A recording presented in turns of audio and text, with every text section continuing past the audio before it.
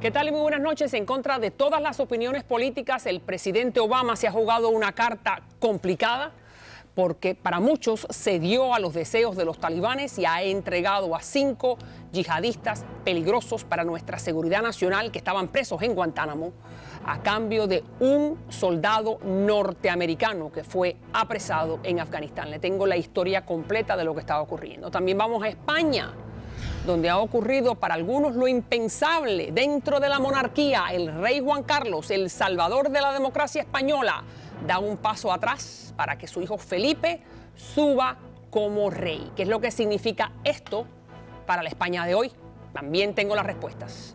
Y vamos a comenzar nuestra serie sobre los balseros. Se cumplen 20 años del último gran éxodo de cubanos repudiando a la revolución.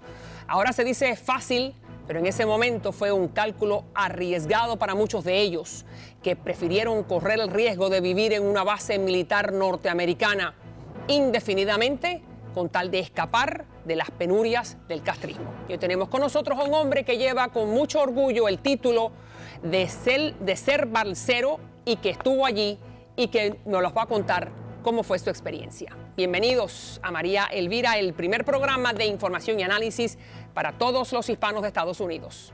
A trabajar.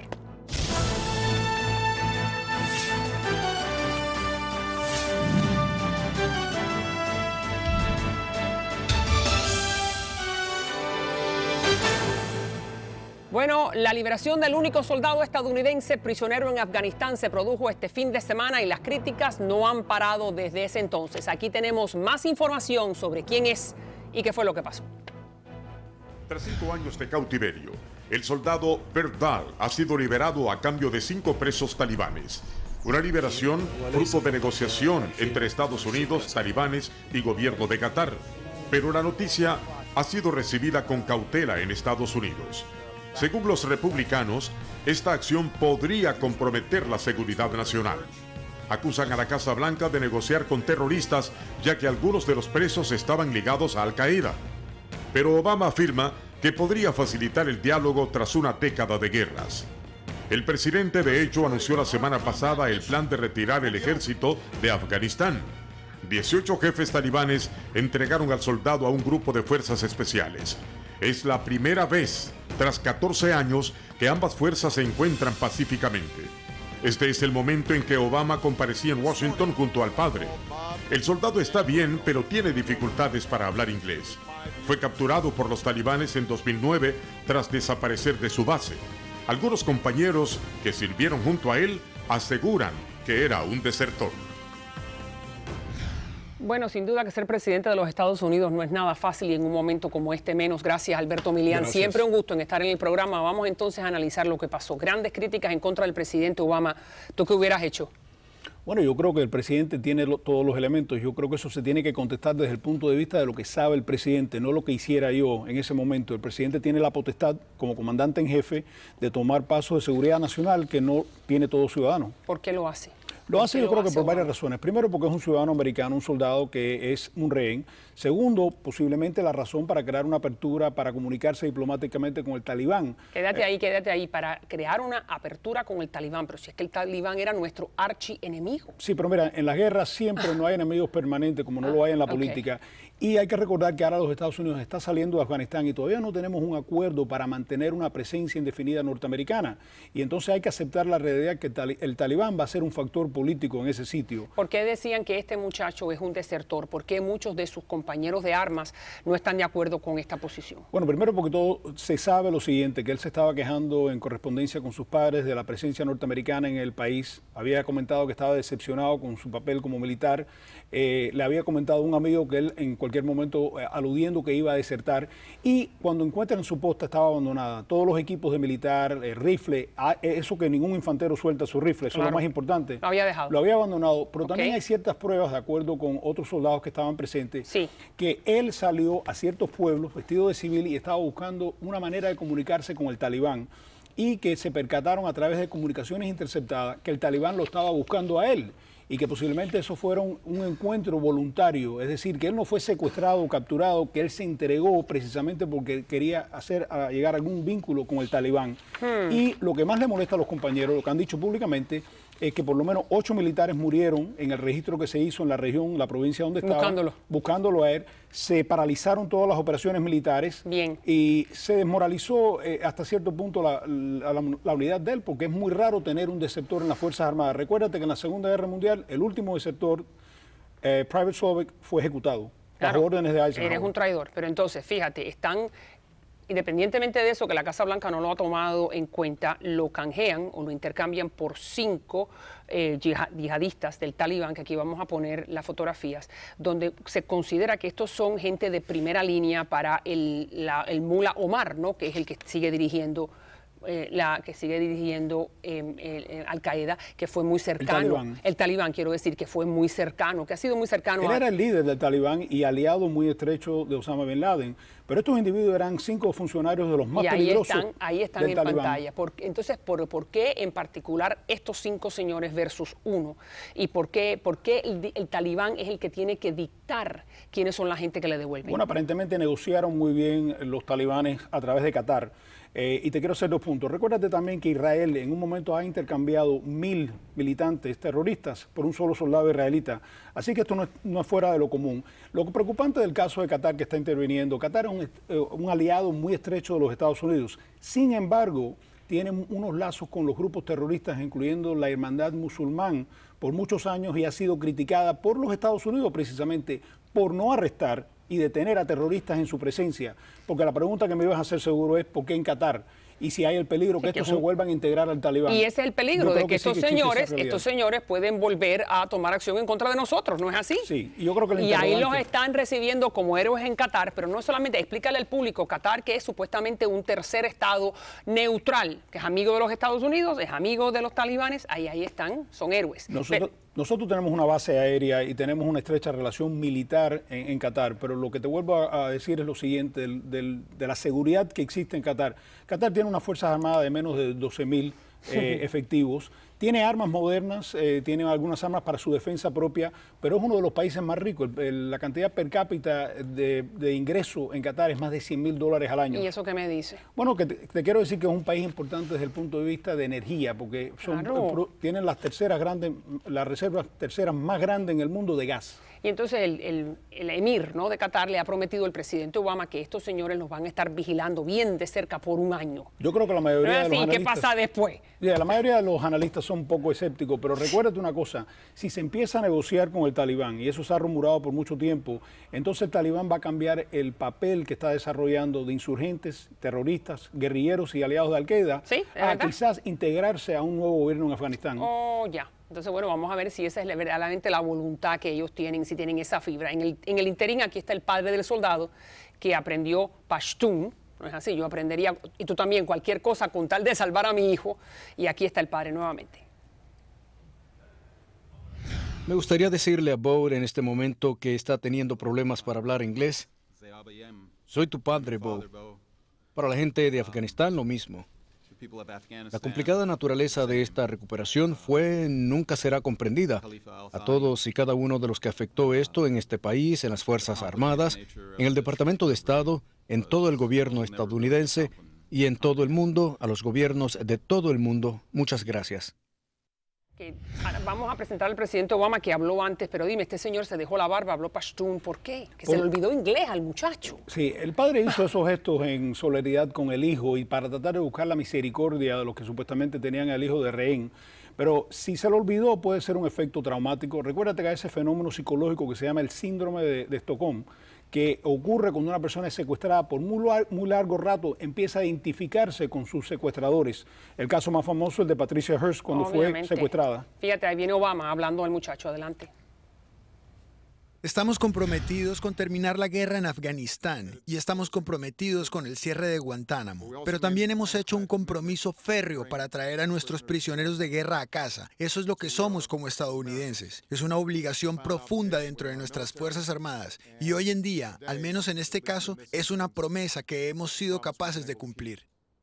Ok, sin duda que para la familia es muy importante. Hay gran alegría también en Qatar porque están los 5 señores del Talibán. Ahora, desde el punto de vista político, ¿cómo tú la ves? ¿Cuánto le puede costar al presidente Obama? Puede ser muy caro y puede tener unas consecuencias muy malas, que esto puede embullar a otros grupos terroristas a tomar soldados americanos como rehenes.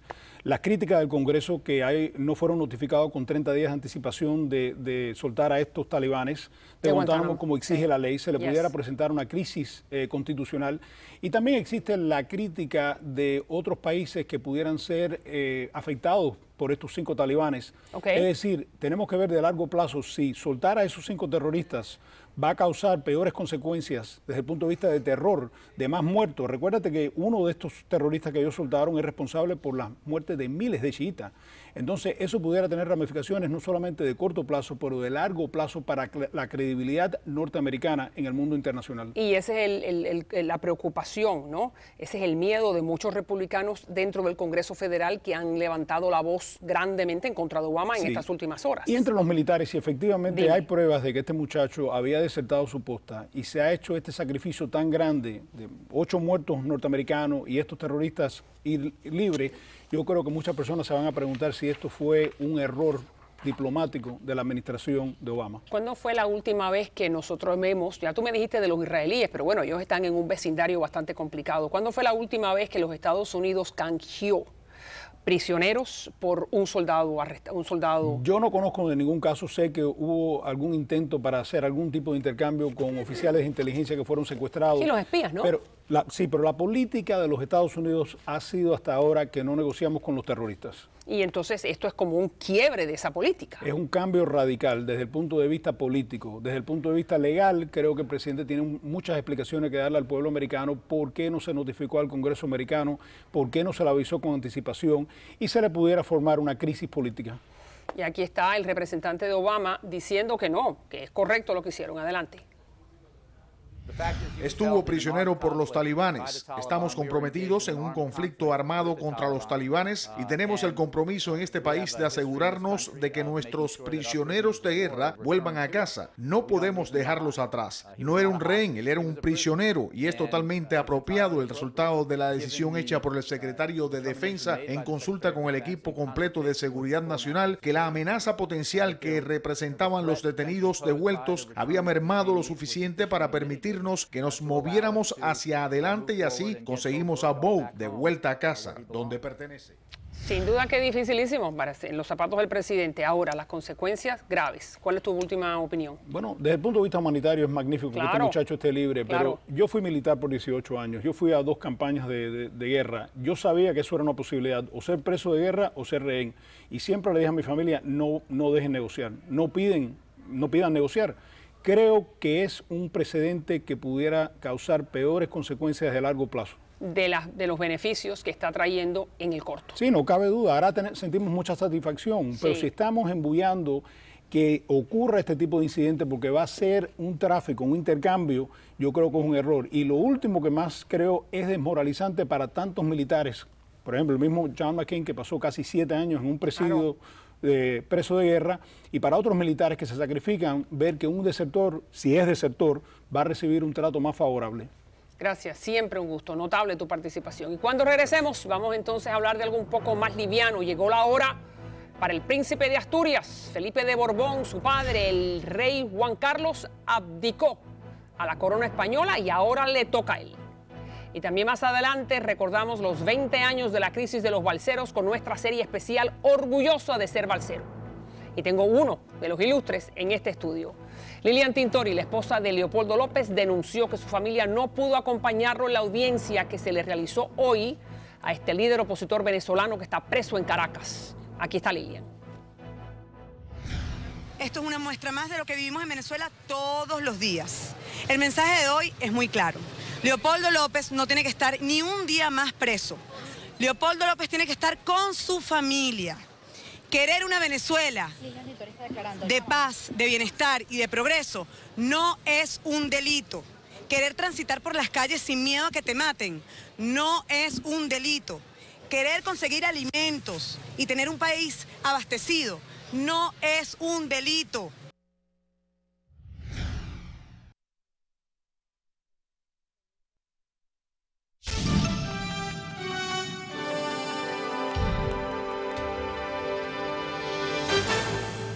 decidido poner fin a mi reinado y abdicar la corona de España, de manera que por el Gobierno y las Cortes Generales se provea a la efectividad de la sucesión conforme a las previsiones constitucionales.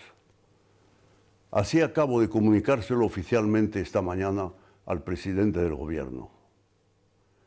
Deseo expresar mi gratitud al pueblo español, a todas las personas que han encarnado los poderes y las instituciones del Estado durante mi reinado y a cuantos me han ayudado con generosidad y lealtad a cumplir mis funciones. Y mi gratitud a la reina, cuya colaboración y generoso apoyo no me han faltado nunca.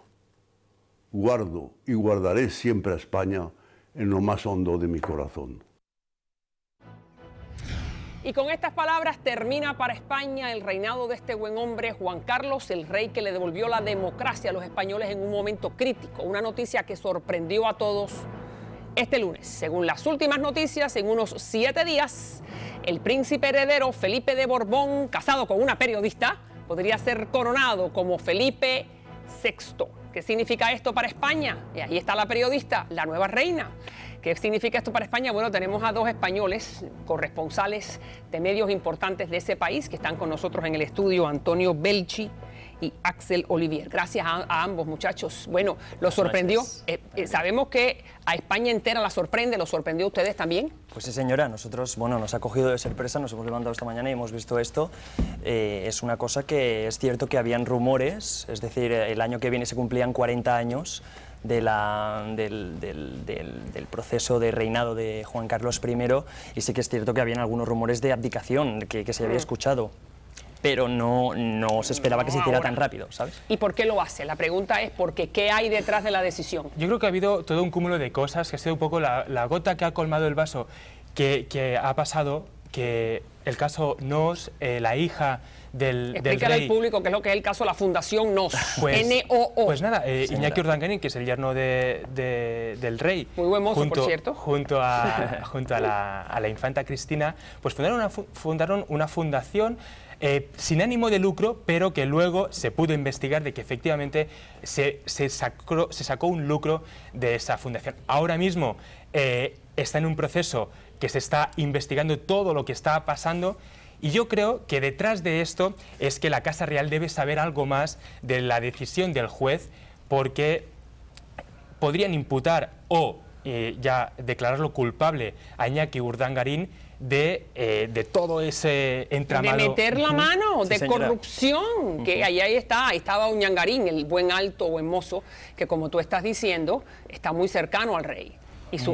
Metieron la mano, hubo corrupción, robo. Yo creo que la Casa Real lo que quiere es que si finalmente el juez lo declara culpable de que ha sido una persona corrupta, que ha sido un ladrón y que ha robado dinero de las arcas públicas del Estado, si lo ha hecho, ya no será miembro de la Casa Real y de alguna manera pues esa institución no quedará dañada. Ok, entonces ¿cómo lo ves? Puede ser de que... Yo estoy de acuerdo con eso. Hay algo que va a salir y entonces... Es cierto que a lo mejor están intentando, es decir, esconder algo que a lo mejor va a salir después. Después ya no serán miembros de la Casa Real, eso ya no va a ser tan fuerte para ellos. Pero yo creo que es verdad eso, pero que hay otras cosas. Es decir, este señor, el rey, se fue a cazar elefantes, ahí empezó todo un poquito, todos estos escándalos. Explícale al público de que estaba económicamente España se estaba cayendo cuando el rey está ahí cazando elefantes. Ahí tenemos la foto, ahí le vemos con el cazador y el elefante detrás muerto. Esto a España pues evidentemente causó, bueno, el efecto que causó fue impresionante, es decir, todo el mundo quejándose. Este señor no solo hizo eso, sino que también lo podemos ver paseando con su yate de miles de dólares. En un contexto de crisis económica, yo creo que la familia real no se ha puesto en la situación de todos los españoles. Estamos en una crisis súper profunda en el país. Lo que no puede ser es que el rey, el monarca, se gaste 60.000 dólares en un fin de semana a cazar elefantes. ¿Qué hubiese pasado si el rey no se hubiese roto la cadera y no hubiese tenido ese accidente? ¿Lo hubiésemos enterado? Eso porque no se explícale al sabrá nunca. público, sabemos de esta cacería porque tiene un accidente, se rompe la cadera, entonces hay que explicarle al pueblo español. Pasaba una cosa, pero María espera, Elvira. vamos a explicarle al pueblo, hay que explicarle al pueblo español dónde es que el rey se rompe la cadera y por ahí es que sale, entonces estaba de cacería. Estaba en un safari en un África. safari que cuesta bien poco, dime. 60.000 dólares, sí, 60.000 dólares se gastó el rey en ese fin de semana en un contexto de crisis económica donde los españoles no pueden llegar ni a final de mes. Pues la imagen quedó dañada. El rey tuvo que pedir perdón públicamente y dijo que no lo volvería a hacer. Y también, y le voy a mostrar dentro de un momentico, pidiendo perdón por esos hechos de su hija Cristina, casada con Iñaki Urdangarín, que es de la Fundación NOS. Pero déjame entonces ahora mostrarte quién es el que sube. Felipe, 46 años, como dije, casado con la periodista. La imagen de Felipe es más limpia, es inteligente. Ahora cuando regresemos, pero vamos a por lo menos presentárselo al público. Adelante. Celebró así su último cumpleaños. Y con 46 años, el príncipe Felipe se va a convertir en el rey más joven de toda Europa.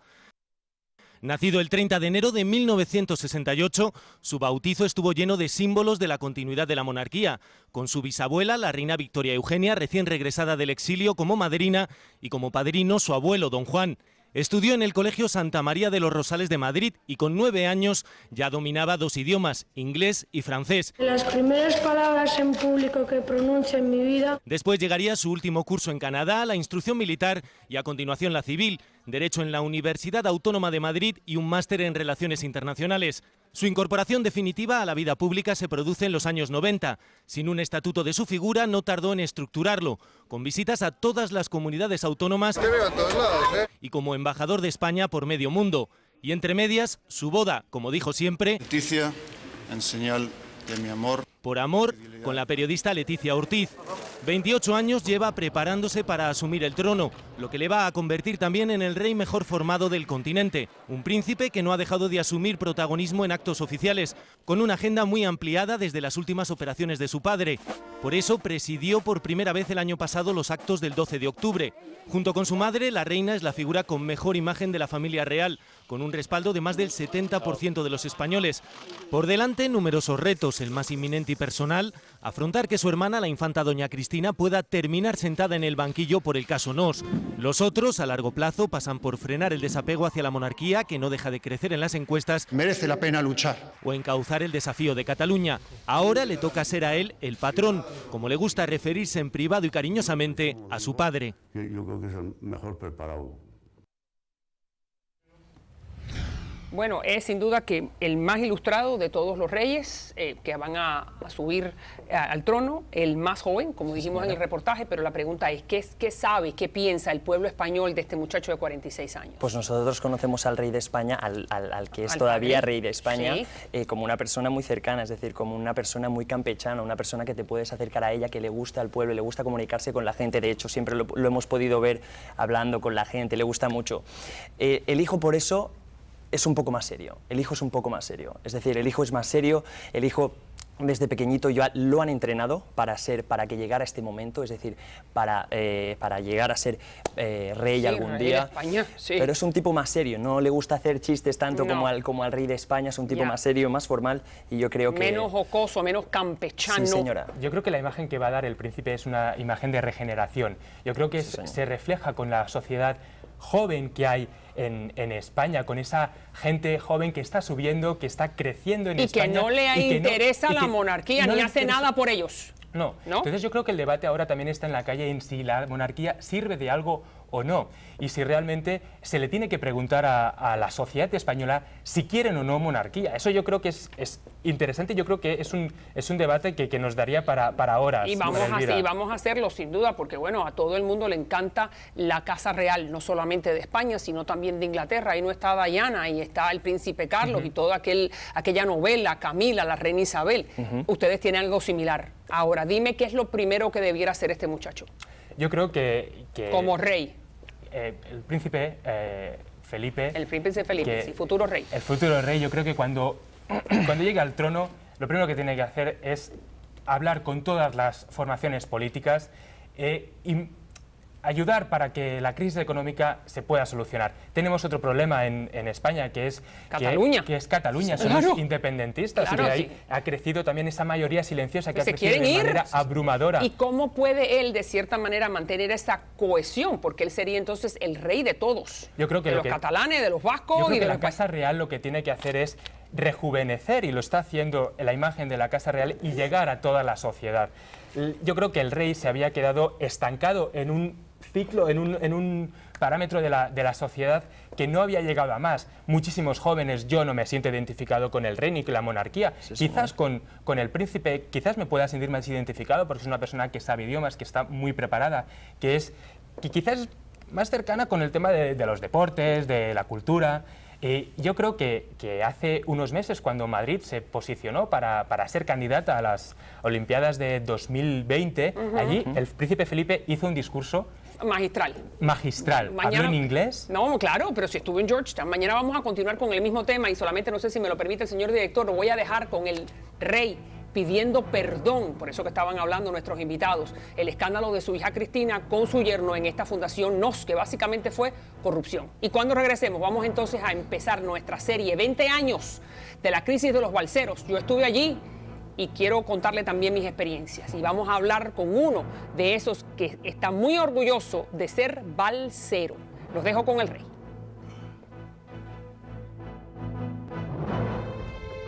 Lo siento mucho. Me he equivocado y no volverá a ocurrir. Más allá del perdón, los quebraderos de cabeza del rey habían empezado años atrás, en Palma de Mallorca, ciudad en la que pasa sus vacaciones la familia real. Un entorno ideal en el que el yerno del rey, Iñaki Urdangarín, fue tejiendo los contactos que permitieron al Instituto NOS, una entidad sin ánimo de lucro que él mismo presidía, firmar convenios con varias administraciones públicas. Sus actividades presuntamente irregulares vieron la luz en la investigación del caso Palmarena, un escándalo de corrupción detectado en los años en los que Jaume Matas, un exministro de Aznar, fue presidente del gobierno autónomo balear.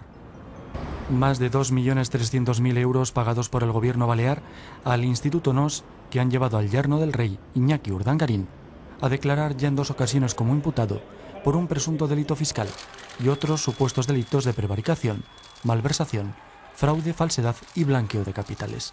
Un daño irreparable para la confianza pública en la monarquía española.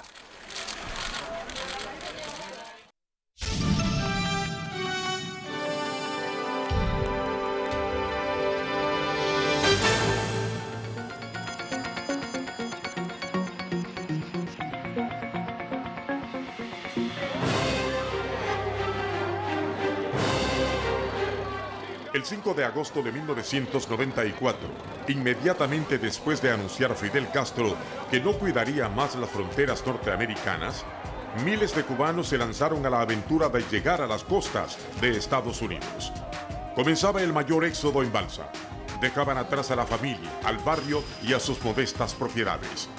El criminal hundimiento del remolcador 13 de marzo había sido el detonante de las revueltas en la capital cubana, las que fueron reprimidas violentamente.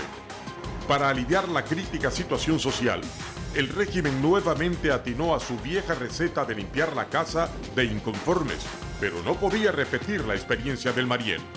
La única solución, los balseros, quienes apostarían por todo a costa de su propia vida. Hoy, ellos cuentan su increíble historia personal. Uno de ellos es este señor que tengo a mi lado, todos mis respetos.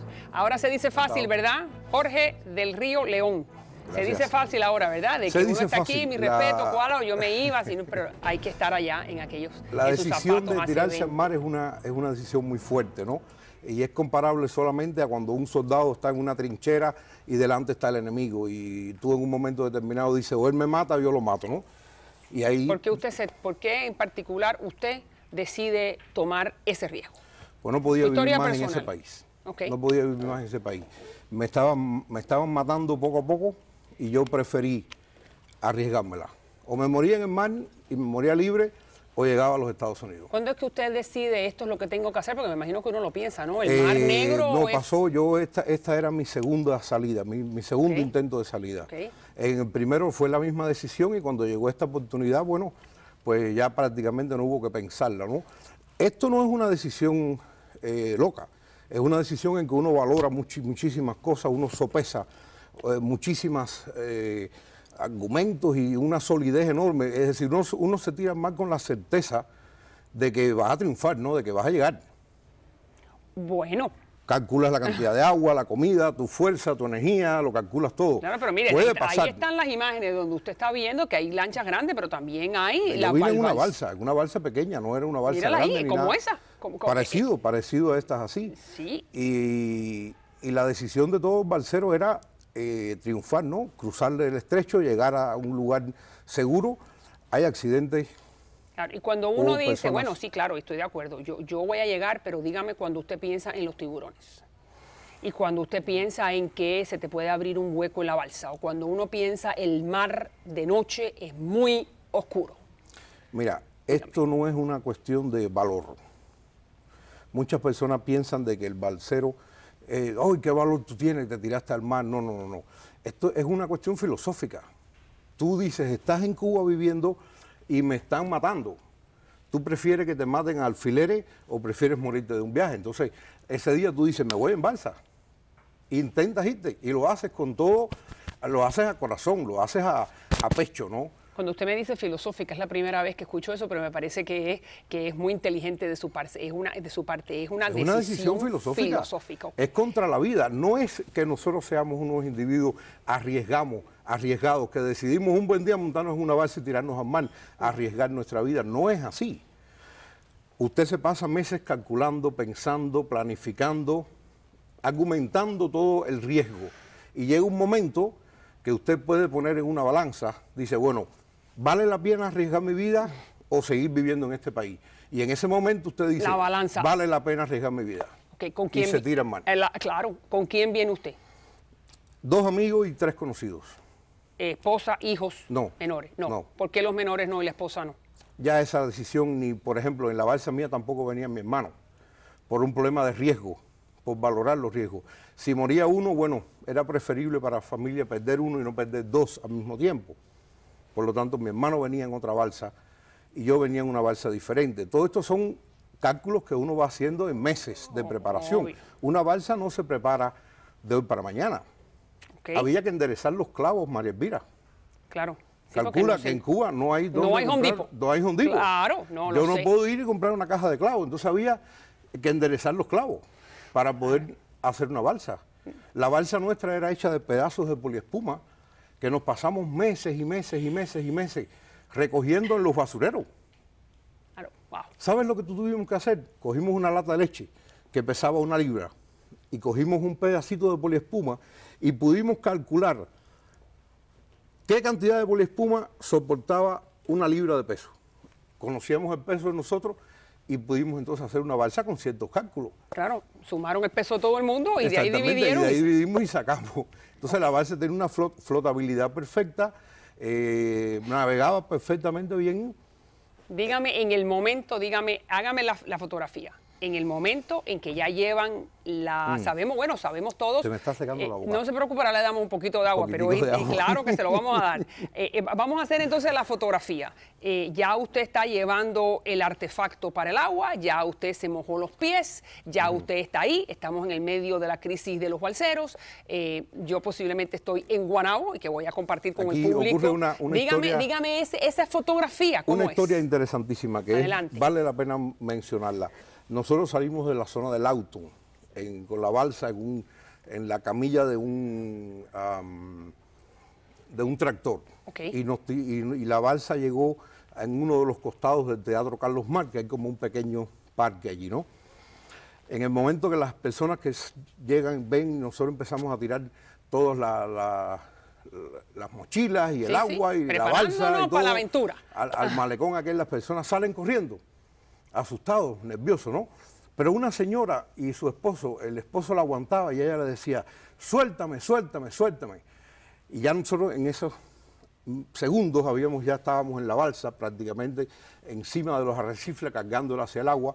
La señora llega, me extiende una sombrilla y me dice, mira hijo, para el sol.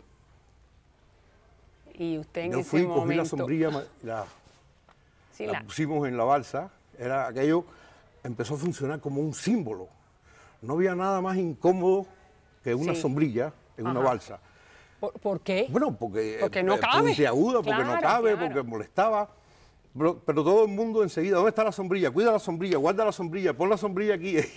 La sombrilla de aquella señora nos acompañó durante todo la travesía, ¿no? Y fue un símbolo, el cariño, el amor, la dedicación con que aquella señora le dijo a su esposo, suéltame, suéltame, y se acercó donde estábamos nosotros, por encima del miedo, por encima de todo, y porque nos dijo, mira, hijos. Estaba calculando el marido, estaba calculando que si la señora se acercaba demasiado a ustedes y en ese momento llegaba la policía, la ella política, era cómplice, correcto. Y la señora, sí, necesito agua, muchísimas Vamos a darle un poquito claro. Y la señora en ese momento le decía, suéltame, porque era más importante, según estoy entendiendo yo, entendiendo de que la señora estaba más dispuesta a seguir su corazón que seguir su mente o el cálculo político del marido. ¿No es correcto, así? Así mismo es. Dígame una cosa, usted se emociona, emociona cuando habla de la sombrilla y se emociona de ese momento. Por supuesto, porque fue muy simbólico, ¿no? Tuvimos otro momento muy simbólico. La balsa demoró varias semanas en prepararlo y frente a la casa donde preparábamos la balsa había una señora ya muy mayor que había sido malabarista del Circo Nacional de Cuba. Entonces ella un día, vecinos al fin, entra a la casa y nos ve que nosotros estábamos tejiendo unas mochilas y nos pregunta, ¿y ustedes qué están haciendo, muchachos? Teníamos 29, 30 años, ¿no? Y le decimos, nos vamos a hacer un campismo. Al rato esta señora regresa y entonces me dice, mira, como el campismo donde ustedes van se van a mojar, cosan las mochilas con este hilo, que es mejor. Qué bien. Nosotros nos quedamos así porque en Cuba no se hablaba de esto. En el momento que yo estoy saliendo de Cuba, todavía no se sabía a ciencia cierta que las fronteras estaban abiertas, ¿no? Y que iba a haber esta apertura. Esta apertura, no se que sabía. Se llamaba Guantánamo, correcto. Donde después del maleconazo. Estamos hablando del día 12, 13, 14, 15 de agosto. Había un rum, pero no se sabía con certeza. Es el momento que esta señora, el 19 de agosto, habla a Clinton, a la 1 de la tarde, nosotros lo oíamos, éramos 7 en la balsa y 2 dijeron, no, si nos van a llevar para Guantánamo, yo no voy. Y yo fui uno de los que dije, de Guantánamo se sale, de donde no se sale es de Cuba. Wow. Y 5 dijeron, pues yo también me voy. Y ahí ese mismo día, terminamos la balsa en cuestión de horas y decidimos tirar las manos. Esa fue la decisión. Claro. Clinton fue el que nos dijo a nosotros, hoy o nunca.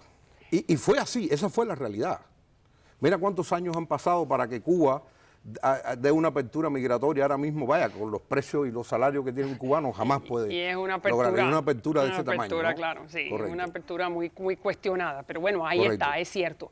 Ahora, muy interesante, usted me está diciendo, pero el presidente Clinton también dice, y nunca da esperanza, de que todo aquel que va a llegar a Guantánamo, en algún momento va a llegar a tocar Hialeah. Correcto. Nunca lo da, pero usted dice... Fue muy interesante que él dijo que los balseros recogidos en alta mar nunca llegarán a tierra continental. Y yo, en cierta manera jocosa, dice, bueno, a mí no me interesa, me da lo mismo Hawái que Islas Vírgenes. Yo veía Alaska hasta como una península, no tierra continental. Y ahora cuando regresemos, voy entonces a terminar para que me diga cómo lucía Guantánamo. No se vayan.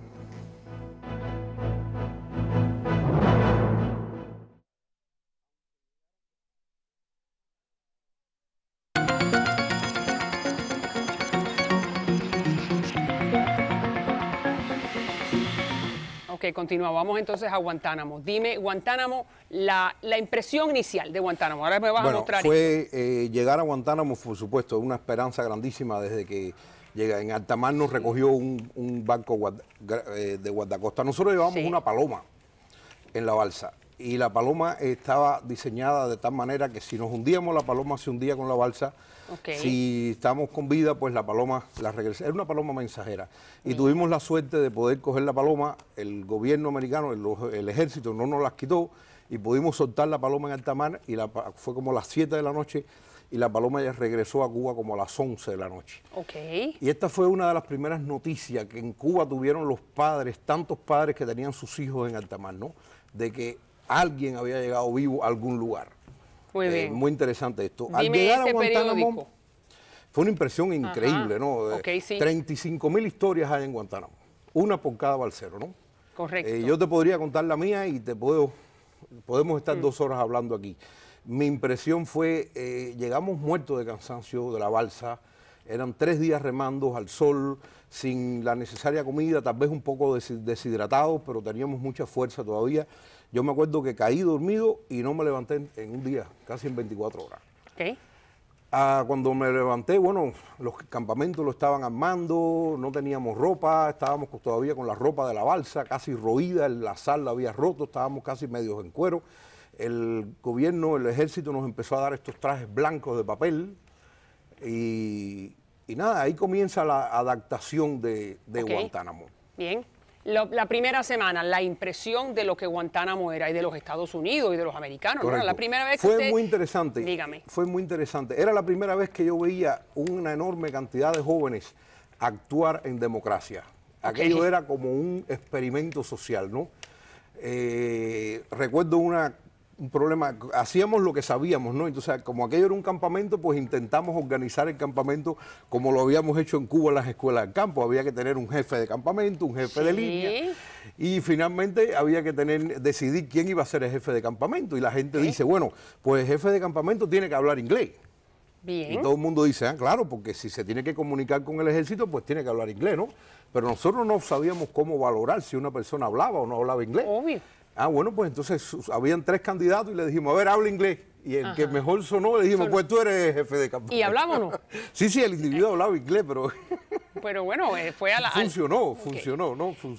Dígame sobre el periódico para entonces ir a la comida y después ir a los sentimientos. Este era un periódico que hacíamos los balseros en Guantánamo. Existen varios. El Futuro. El Futuro. El Futuro porque era el momento en que perdíamos el contacto con el pasado y no sabíamos qué iba a pasar en el futuro, ¿no? Bien. Esa era la gran preocupación de los balseros en Guantánamo.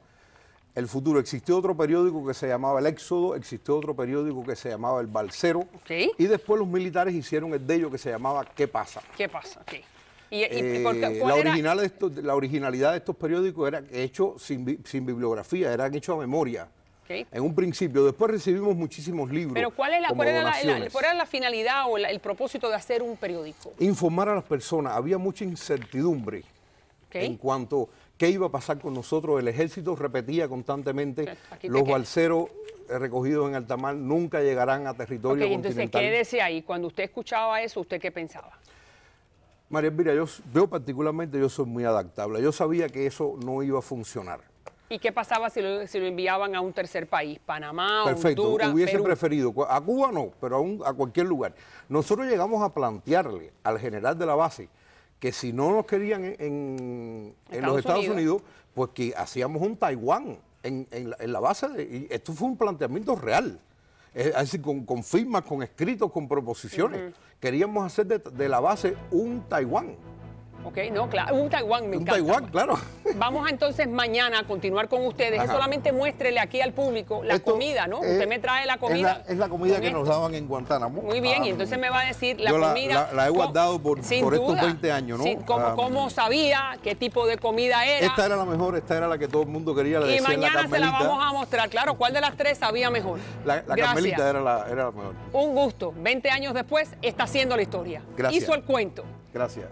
Nos vemos en un minutico, no se vayan.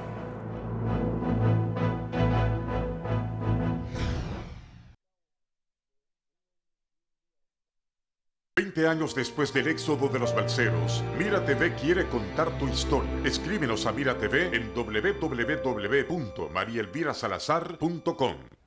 Y así es, en este quinto segmento nuevamente los invito para si usted es balsero y usted tiene una de esas historias notables, sorprendentes, mágicas y la quiere compartir con nosotros, me puede escribir a mariaelvirasalazar.com, ahí está en pantalla, y me dice, y con mucho gusto lo invitamos al programa. Como siempre digo que este es el quinto segmento y siempre puedo hablar con usted a través de las redes sociales, ahí está María Elvira en Facebook, en Twitter, en YouTube y en Instagram. Vamos entonces a ver uno de los mensajes que nos acaban de llegar, que es de Carlos, aunque ya no se habla de la pérdida del vuelo de Malasia. En el 2016, entre junio y julio, vamos a tener noticias del avión. Ya ustedes verán, óigame, Qué consuelo ese, Carlos, ¿no? Me imagino que los familiares no están muy contentos con su noticia, pero bueno, esperemos que sea antes. Vamos entonces al próximo, que viene de Daniel. María Elvira, ¿qué será de ti el día que no tengas de qué hablar de la Revolución Cubana? No te lo has preguntado un montón de veces, Daniel. No es solamente eso, voy a estar allí en Cuba, sí, puedo hacerlo, y voy a hacer un programa como este desde allí. No solamente hablando de la revolución, sino hablando de los cambios sociales que han ocurrido después que la revolución terminó. Cambios como, por ejemplo, la democracia, los partidos políticos, el que se permita que cada uno aprenda el negocio o empiece el negocio que quiera. Hay un montón de cosas que se pueden hablar después de la revolución y me encantaría estar presente. Así que esa es la respuesta y gracias por la sintonía. Vamos a la próxima, que viene de Roberto. Roberto, qué aburrido. Los mexicanos de Univisión, siempre hablando de México, usted siempre de Cuba, Caracol de Colombia y ninguno le pone atención a Estados Unidos. No, eso no es cierto. Usted no ha visto en este programa mismo que estábamos hablando al principio sobre el soldado que el presidente Obama decidió intercambiar por los 5 talibanes. Óigame, tiene que ver el programa entero. Y Cuba sí es importante porque es la última asignatura pendiente en este hemisferio. Y ahora empieza la venezolana. Como siempre digo al final de todos los programas, si Dios contigo, ¿quién contra ti? Nadie. Nuevamente la página del internet para que usted me pueda escribir, o si usted quiere ver programas anteriores, ahí están, los puede ir a buscar. El pelo, el de Bobby, Éxtasis Salón y Spa, ahí está el número de teléfono para si usted quiere, y además es un excelente servicio el que ofrecen. Dania Víctor, la cara que dicen, ay, qué bonita María Elvira, ahí Dania, también con el número. Y el atuendo, la señora Gabriela Arango, sin duda una de las diseñadoras más importantes que hay en el sur de la Florida. Gracias por estos trajes tan bonitos, que me gustan tanto y me entallan muy bien, ¿verdad? Bueno, hasta mañana, buenas noches y gracias por la sintonía. Hasta entonces.